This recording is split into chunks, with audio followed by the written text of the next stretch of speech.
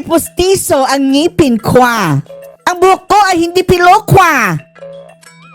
Hindi ako retokada. Hindi ako bakla. Dahil babae po ako. Yan talaga mga kababayan ang pinapalabas dito si Atty. Rowena Guanzon. Dito sa kanyang reaksyon mga kababayan kay Ping Lacson. Kung hindi daw bakla si Ping, baka babae. Oh, talaga ka bang pusong mamon itong si Ping Lacson mga kababayan? Ewan lang natin. Pero may kahulugan ang reaksyon ni Atty. Rowena Guanzon dyan. Panoorin niyo po mga kababayan. Tawa na oh. Grabe na itong Ay! media war, word war ni Word war? Jaime at Oh. Ping. Kahit sabihin pa ni Ping na hindi siya bakla, no? Pero parang bakla na rin mga kababayan ang kanyang ginagawa. Mahilig niya sa daldalan eh. Lacson. Lacson. Sabunutan na lang daw Sabunutan, oh. Hindi peke ang aking buhok. Hindi ako nakapiluka. ni Ping Lacson. Hindi ako retokada. Buka ang buko. At hindi ako bakla. Ay! Ano ka? Ang sagot ni Senator Ivy, yung video ng bakla. Bakla. Ayaw sa'yo mga bakla. Hindi ako Kung bakla. Hindi Ako bakla. Hindi Hindi ako bakla. Babae po ako. Babae po ako. Alam mo. Yung politika natin ngayon. Oh, wala na mga kababayan, no? Parang, ay Diyos ko Lord. Eto na lang ba mga kababayan ang kalidad ng ating mga politicians? Senador ha? Senador ng Pilipinas. Sa dami ng problema ng bayan, ang kanyang pinoproblema ay ang pagdedepensa na hindi ako kabaklaan. Hirap kasi si Senator Lacson din naman kasi niya si Sen Amy eh. Alam mo naman yung si Amy, kilala ko yun. O inunahan ni Lacson mga kababayan nung sinabing bangag si BBM, ang kanyang adik. Sabi kasi ni Lacson, Filipino ka. Hindi ka Pilipino. Unahan yan. Tapos, akalain mo, hindi ka okray ka. Hindi inokray ka. Unahan mo kasi. Hindi ako bakla. Kla. Hindi ako bakla. Hindi ako bakla. Hindi ako syokla. Kla. Ko. Babae po ako. Nililinlang ko lang ang iyong paningin. Babae po ako. Lacson. Dati, nirespeto mo itong mga matandang ito eh. Parang, Oo nga no. Si Lacson mga kababayan, halata na masyado. Guran na siya no. Kung kailan tumanda mga kababayan, saka naman nagpapatol sa mga ganyan kabaklaan. May tawag sa ganyan, sa mga kababayan, sa Bisaya, may tawag dyan sa kagaya ni Lacson. Tibay. Oh, tibay. Hindi yung matibay mga kababayan na matigas. Kundi tiguang bayot. Oh, yung mga kababayan matandang bading. Tibay. Ay, ako, Lacson. ayan ang hirap na mag-respeto. Kasi, Wala na eh. Diba? Sabi ni Amy, naging abogado na daw ni bangag ba kababayan itong si Lacson. Unahan nyo naman eh. Yan ang problema. Yan ang problema. Respeto. Bakit ako respeto sa inyo? Oh, umaulag kasi itong mga honorables daw mga kababayan na. Respetuhin nyo naman, pati na daw sa bangag ba kababayan, respetuhin daw dahil presidente daw. Nirespeto ba nila ang ating budget? Ha? Nirespeto ba niya ang due process mga kababayan? Hindi. Ang kaban ng bayan, nirespeto ba nila? Hindi. So they do not deserve our respect. Spion ako eh. Sabi nagpapasweldo sa inyo eh. Ba't ako amin sa inyo? Dahil may ranggo kayo. Eh kung wala kayong ranggo. Dahil mga bakla sila. Sabay tayo. Lacson. Pati na si bangag mga kababayan na issue din ng kabaklaan, di ba? Nagpapatusok sa puwet, Diyos ko Lord. Sa mall. Sino kaya ang babatiin ng mga tao doon? Kayo o ako? Sure ako. Kasi wala akong ranggo ngayon. Binabati ako ng mga tao sa mall. Pero legit ito mga kababayan ha. May chance chance ito sa atin mga kababayan dahil unang-una, hindi naman ito kumontra sa mga Duterte mga kababayan, although dilaw siya mga kababayan, pero hindi ito gayaya ng mga dilaw na dilima. Wala din silang mga sinasabi mga kababayan na masama tungkol kay Tatay Digong dati, lalong-lalo na kay VP Sara. At ang pinaka-importante mga kababayan, nananatiling anti-Marcos siya. Oh. So kung ang mga bangag ginagamit ang mga kalaban ng mga Duterte, tayo din gagamitin natin mga kababayan itong anti-Marcos para panlaban sa mga bangag mga kababayan. ngiwi, o ganyan. Na po yan. Huwag kayong ma-expect na respetuhin kayo ng mga tao na yung mga ginagawa nyo dyan. Kapabuyan. Kami sang-ayon. Nangyari doon sa Blue Ribbon Committee ngayon. Wala na. Tapos sabi pa ni Lacson, hindi kami hindi namin dinibinifriend si Romualdez at si Marcos daw mga kababayan. Lukohin yung mga ulol nyo, Lacson, Soto. Sa tuwing, naku-corner na mga kababayan itong mga bangag, mga tambalos-los. Dinadivert na nila ang hearing. Sandro. Wala na. Kita nyo yung bridge doon sa Ilocos Norte? Wasak. Siya, hindi pwedeng patawag. Mga congressman pala, hindi pwedeng ipatawag dyan. May bagong palusot sina Lacson Mali daw ang mga coordinates kaya naging ghost project. So, hindi daw ibig sabihin ghost project mga kababayan. Mali daw ang coordinates. Mayroon naman daw project. Pero hindi naman daw lahat din mali. Siguro, yung kina Sandro mga kababayan, sasabihin nila mali ang coordinates dahil ang sabi overtime daw ang papagawa ng mga proyekto mga kababayan dahil mabibisto. Sa Blue Ribbon, no? Papunta ka lang yung rules of Blue Ribbon. May summon any citizen except congressmen. Yan, mga kababayan. Ay, nako, itong mga buhaya. Hindi ako naniniwala na si Sandro imbestigahin niya ng ombudsman. Kahit na... yan talaga, pagbaba ni Bangag, mga kababayan. Yan si Sandro. The rest of his, mga kababayan, life, i-google niya, Dan Fernandez. He will spend the rest of his life in prison. Prefer pa. Sina Bangag at Admiral, gayon din. Pero at least mga kababayan, na-enjoy pa nila yung mga tubig-tubig dyan. Tumanda pa sila sa labas. Eto si Sandro mga kababayan, dyan na yan tatanda sa kulungan. Ang ICI. Yung palagay ko, hindi ka nag-repair ng ICI. Tingnan mo, sinabi ko noon, inutil yung ICI na yan. Inutil, wala na talaga. Disbanded na, malapit. Ngayon mga kaibigan, well, hindi ko naman po tinatanggi na ako po'y nanirahan sa UAE. Ay, oo nga, may chika. Eto mga kababayan, malutong din ito na chika. May chika si Atty. Harry Roque tungkol doon sa pagpunta ni Bangag sa UAE sa mga Arabo mga kababayan. Hoy, careful ka dyan, Ngagva. Ang mga lalaki daw na Arabo mga kababayan parang gusto dang tirahin sa sa puwit din mga kababayan yung mga dayo. Baka wag naman sana. Baka sasabihin, more, Diyos ko Lord. Ng mga 6 na buwan. Napakasarap po ng buhay ko doon dahil meron ako dong brother na tinatawag. Brother? Napakaganda ng aking buhay doon. Nakatira po ako sa isang gandang lugar. Kapitbahay ko ay mga royalties. Wow. At, masaya ang buhay ko doon. Meron akong access sa beach, meron akong gym, meron akong steam room, meron pa akong trainer, no? UAE pala ang kumukup kay Harry Roque mga kababayan nung una siyang nagtago. Kaya lang, nagpunta doon si Lisa Tanas at gumawa ng extradition treaty. So sabi yun pala ang dahilan ng punta si Admiral mga kababayan. Di ba na may picture siya ng punta ng UAE? Si Roque lang pala ang pinunta niya doon. Grabe pala itong galit nila, Nagplanuhan talaga nila mga kababayan itong si Roque, dahil abogado siya ni Tatay Digong sa ICC. Dapat mga kababayan sa Pilipinas. Inuna nilang pinatumba. ayaw ko na mapahamak yung aking host kapag hihingi ng gobyerno na ako i-extradite. Kaya pala napunta si Lisa Tanas doon. Pero talagang I feel na ako po mismo ay naging residente I na feel? ng UAE. At You syempre, feel? naramdaman ko rin yung pagmamahal ng mga Pilipino dyan na talagang sila talaga nag-aruga sa akin. Napakadami niyo po para pasalamatan. Pero ako po talaga ay tumatanaw na utang na loob sa inyong lahat. Kaya nga po ako nagtataka, anong ginagawa ni Marcos Jr. ngayon sa UAE? Totoo po. Oo nga, no? Marami nating mga kababayan nagtatrabaho dyan. Susunod po sa Saudi Arabia, pinakamaraming Pilipino nagtatrabaho dyan.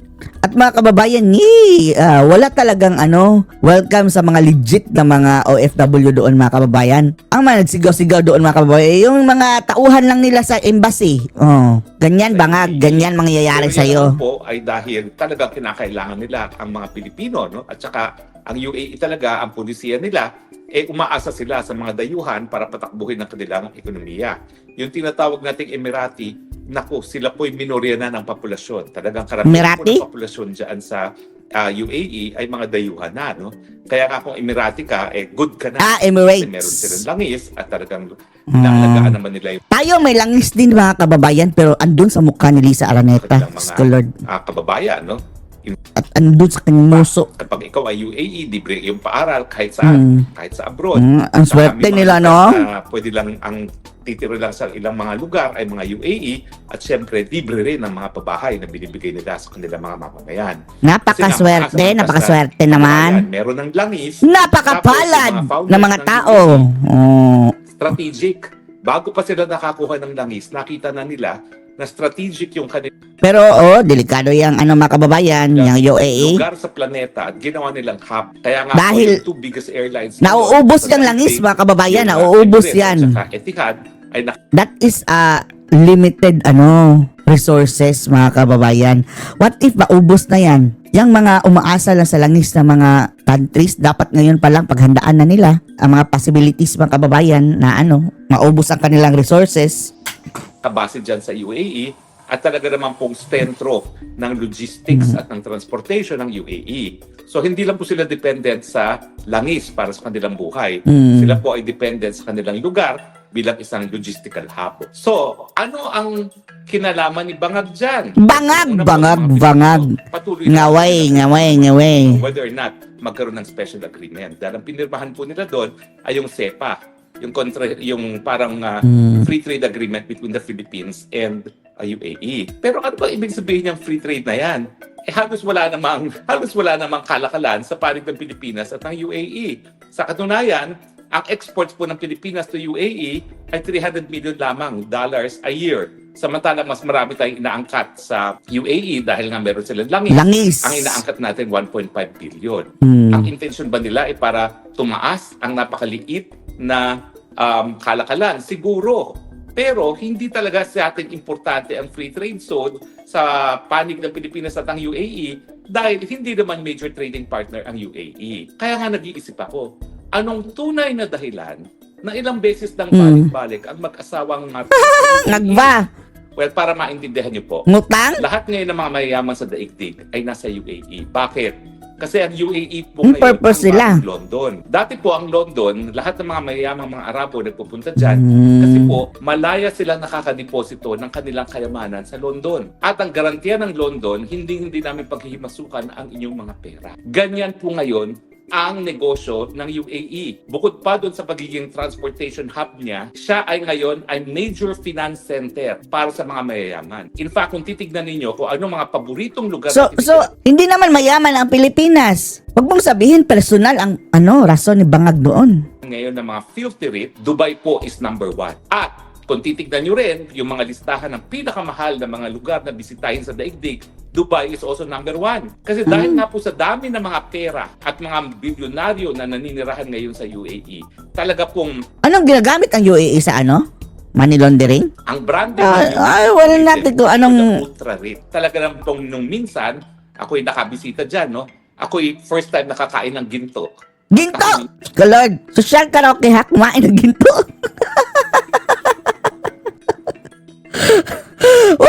Hindi ka nabungal. Nyo sa isang restaurant, kasama sa menu, kakainin mo ay ginto. Nakakain mo. Tigas! Grabe yung mga tao sa UAE, mga kababayan, kumakain na ng bakal. Di ba metal yung ginto, mga kababayan? Dahil Tayo, sasabihin ng ignorante. Ignorante talaga dahil hindi pa kami nakakain ng ginto Although, narinig na natin yan, mga kababayan, na ginagawa niyang flake. Gold flake. Pero, hindi ba yan nakakalason, mga kababayan, yung mga metal? Anyway, yung iron nga, mga kababayan, no? Tinitake nga natin as vitamins, metal din yan. naimbitahan ako ng isang member ng royal family, no? Mm. Alam niyo na, Anong lasa ng ginto, Roque? Anong lasa ng ginto, Lord? hindi po sosyal. Pero dahil ako naman po ay ang aking larangan ay international law, Mm. yung international law contacts ko naman po nagbubukas ng pinto. Kasi yung mga Para lang may magastos ka, mga kababayan. Anyway, hindi yun hindi si Roque nagbayad no, nilibre siya, mga kababayan. Pero yung mga taong kumakain ng ginto, mga kababayan, na wala naman yang lasa. Wala yang lasa.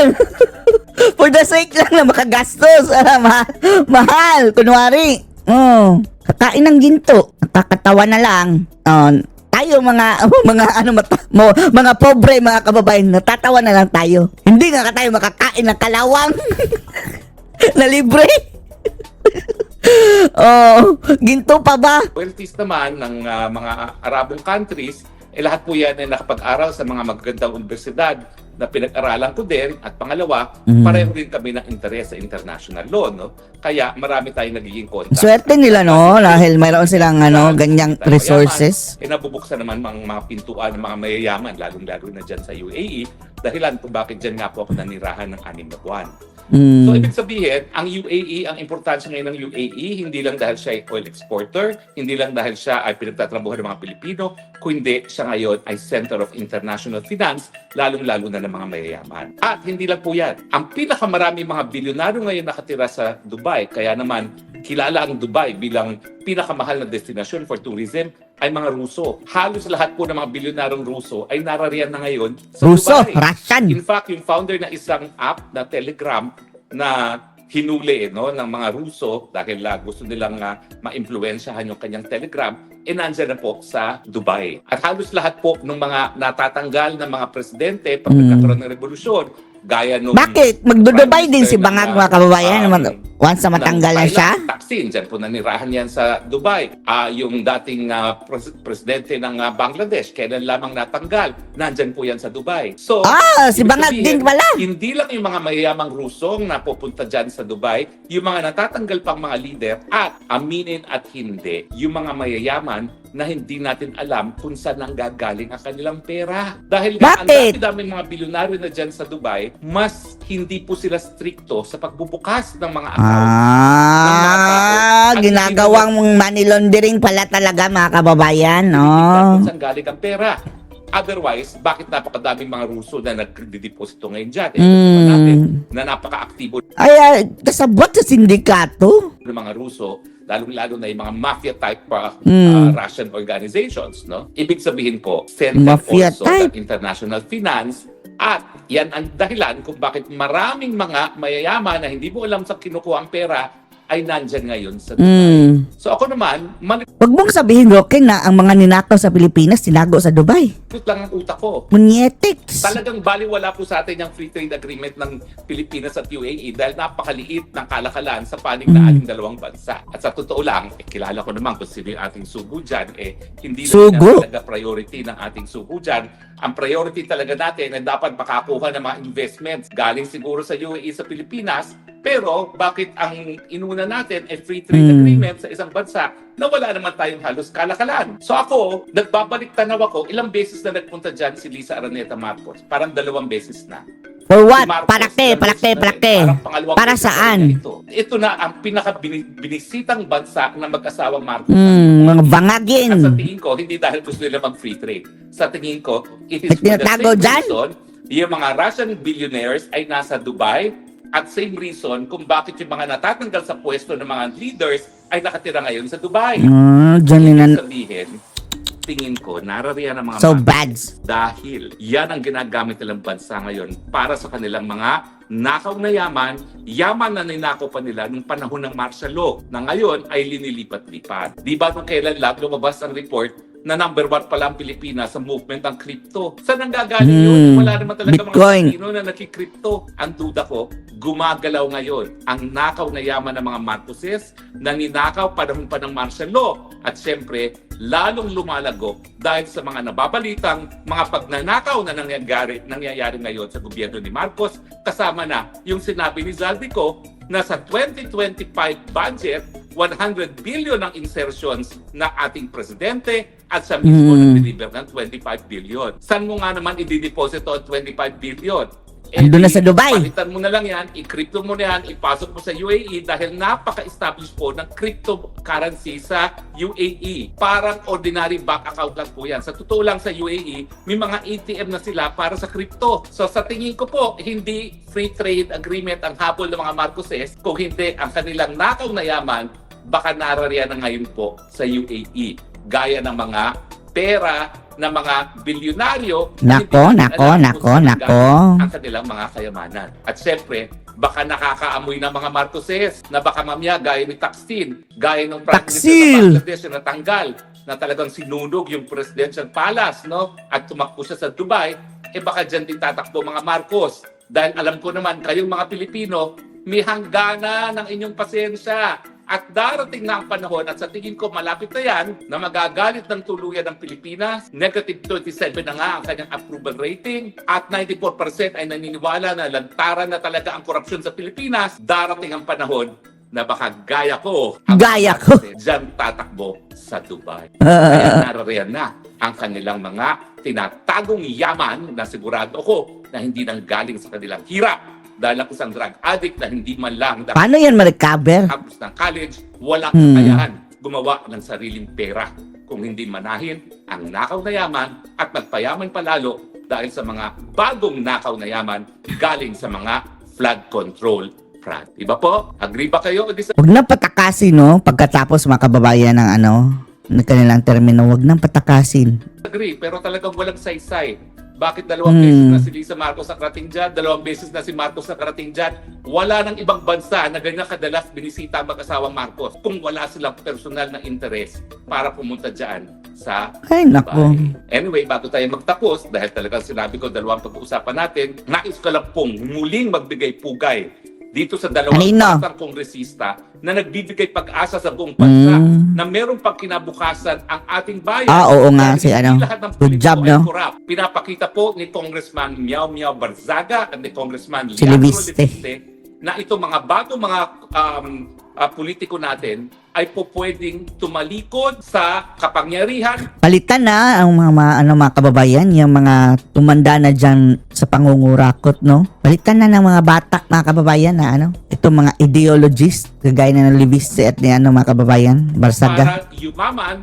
at talagang manilbihan para sa bayan. Tignan nyo naman ngayon ang sinasapit nitong si Miao Miao at ni Leandro. Si Miao Miao, dahil talaga naman pong matagal na siya nagsasalita laban sa bangag ng presidente, laban sa korupsyon. Ngayon po, hindi lang siya sinuspende ng Kongreso, dinidemanda pa siya ngayon ng hepe ng kanyang partido. Kinakalaban ni Barzaga ang presidenteng bangag at ang pinakamayamang Presidenteng bangag. typo ng Pilipinas. Hindi Oh, sa si Razon. dahil siya ay matindi ang paninindigan na magbabago lang ang politika sa Pilipinas kung mawawala ang korupsyon. At siyempre, kaya naman may korupsyon sa Pilipinas dahil talaga namang pong hindi po nagkakaroon ng pagkakaiba ang kayamanan at ang kapangyarihan. Kung ikaw ay mayaman, ikaw ay magkakaroon ng kapangyarihan. Kaya nga po, ang gobyerno nagiging numero uno negosyo, lalong-lalo na ng mga congressman at ng mga senator. Si Leandro Congressman Leviste, at mga hindi naman senatong. niya kailangan mag-ingay. Sa totoo lang, kaibigan kong nanay niya, si Senadora Loren. Pero Senadora Loren is always a safe politician. Never po yan na nakikipaglaban sa presidente except nung panahon ni GMA dahil siya ay naging tumakbong vice president ni FPJ, natural. Nung nagkaroon ng issue kung nagkaroon ng dayaan sa eleksyon, natural, nasa panic siya ni FPJ para sabihin, nagkaroon talaga ng dayaan. At lumabas naman yung Hello Garci tape, di ba? Pero other than that, napakatagal nang naninilbihang senadora si Senator Loren Legarda. Sa tingin ko, siya na ngayon ang pinakamahabang paninilbihan sa senador sa buong kasaysayan ng Senado. Safe po yan. Palaging pumapalagit na. Kaya itong ginagawa ni Leandro Leviste, pati yung karera ng kanyang nanay ay naapektuhan. Pero hindi nagpapapigil po itong si Leandro Leviste. Dahil ang gusto lang naman talaga ni Leandro Leviste, matapos na itong kultura ng korupsyon, lalo na sa Kongreso, kung saan ang pangunahing pinagkakakitaan ng mga Talaga. senatong at congressman ay yung mga infrastructure project. Huwag po natin kalimutan na isa sa pinakaunang nakaupong kongresista si Leandro Leviste, kung hindi siya lang ang kaisa-isahang nagsamba ng kaso laban sa isang district engineer dahil siya ay inoperan ng 10% at 15%. para sa mga proyekto sa kanyang distrito na kanyang tinanggihan at idinimanda pa for direct bribery yung DE na yan. Samantalang lahat ng mga kongresista Tumanggap. lalo na, naku, inaantay na ang bisita ng district engineer dahil alam na nila na ang kanilang kubra ay manggagaling sa district engineer. Pero tinalikuran po lahat yan ni Leandro Libiste. Wala siyang pakialam dyan. Bakit? Kasi nga, dahil siya naman po isang entrepreneur, naibenta niya yung share sa isang kumpanya na wala pong hawak ng prangkisa ha. So mali po yan sinasabi ng ombudsman na gumawa ng pinagbabawal na bagay si Leandro dahil ang binenta niyang shares ay sa isang kumpanya na hindi hawak ang prangkisa. Yung meron pong prangkisa ay yung solar power para sa bayan. Hindi po yan ang binenta niya sa MVP Group. At natural, dahil ang pagbenta niya ay mahigit kumulang 20 billion, hindi na niya kinakailangan mamorosyento. Sa totoo lang, sana po, lahat ng ating mga politiko hindi na kinakailangan magkapera. Sana lahat sila gaya ni Leandro na may sariling pera na at hindi na kinakailangan magnakaw. Pero ang katotohanan po, talagang negosyo pa rin ang pagiging politiko sa Pilipinas. Pero grabe ito mga politician, mga kababayan. Ang dami ng pera, ano pa rin? Gahaman pa rin. Kagaya nito mga Marcos. Walang kabusugan. Hindi kan si Leandro Libiste, Tambaluslos. ano ngayon ang ginagawa? Romualdez. Ginipit ngayon yung korporasyon na ibinenta niya kay MVP. Natural, yan ay dahilan para habulin siya ng MVP. At kapag siya hinabol ng MVP, syempre, mape-pressure din ang Leandro. I'm sure ang sasabihin lang naman nila, patahimikin mo yan. Dahil pag naisa publiko yung Cabral Files na yan, mapapatunayan yung sinasabi ni Zaldico na 100 billion ang naging insertion ng Malacanang sa 2025 budget at 25 billion ang kinita ng presidente mismo na personal na diniliber ni Zaldico kay presidente. Pero nakikita niyo po ha, ako biktima rin ng pagigipit. Pero hindi ako papayag na ako'y ikulong nila. Hindi ako papayag na ako'y pasusin nila.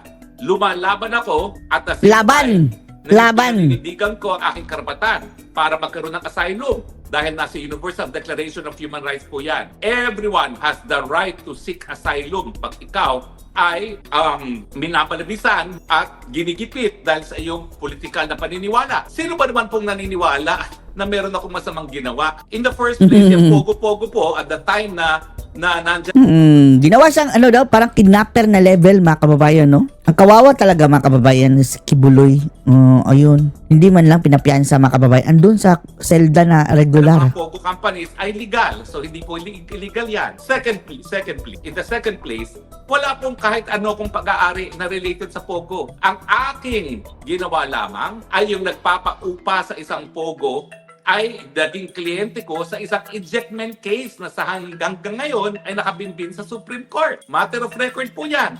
Di ba gawain abogado naman yan? At dahil naging kliyente ko naman sila, nagsimula pa yan sa MTC, RTC, CA, na nagtagumpay naman kami ng panandalian sa RTC, pero nabaliktad din. Dahil naging kliyente ko naman po yan, pinag-usapan din ako kung po pwede tumulong doon sa rescheduling of payment ng pagkakautang dahil nga po na-dispalkohan daw yung kumpanya. O yan pa ho ay dahilan para ako'y makasuhan ng non-bailable. Kaya nga po kampante ako. Kahit saan ako makarating na humingi ako ng asylum, pagbibigyan ako dahil ang papakita ko lang yung resolution ng piskal. Kung saan binanggit ang pangalan ko, ang banggit lang is kung anong paratang sa akin, ang next banggit na ay therefore dapat kasuhan si Harry Roque na para Grabe, no? ang paratang ay sufficient na, probable cause na yan, para kasuhan ako. Pero ako po, 1 year shy of being a sin. Tapos na po, I'm good. Dahil ako po, napatunayan ko na not only yung aking katapatan sa mga Duterte, kundi katapatan ko na rin sa bayan. Nakipaglaban po ako.